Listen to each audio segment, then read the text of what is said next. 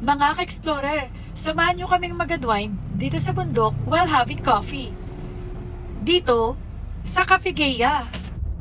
Pero bago nyan, at dahil sa holiday ngayon, sasalang muna tayo sa matinding traffic. Pagkatapos ng mahaba-habang traffic, tara, akitan tayo ng bundok. Galing highway pala ay kaya lang siyang akitin sa loob ng 3 o 5 minuto. Pero mga ka-explorer, masyadong matarik ang daan dito. Kaya dahan-dahan lang lalo na sa mga nakakotse na hindi pagamay ang ganitong daan. Medyo delikado, kaya doble ingat lang.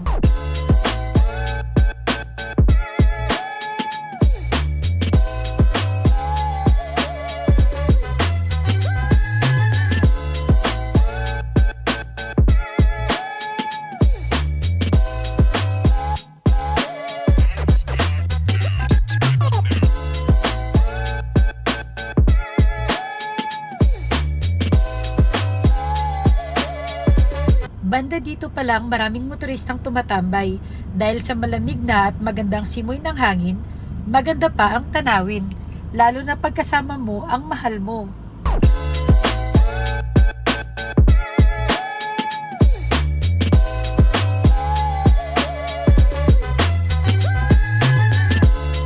Nandito na tayo ka-explorer.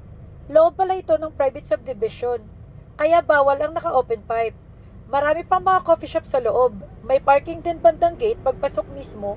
No entrance fee. Mag-iwan lamang ng ID sa guard.